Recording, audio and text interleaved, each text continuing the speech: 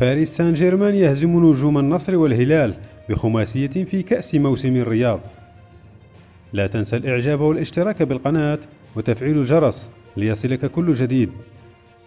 فاز فريق باريس سان جيرمان بخماسية مقابل 3 أهداف أمام نجوم النصر والهلال في المباراة التي جمعت الفريقين مساء اليوم ضمن منافسات كأس موسم الرياض.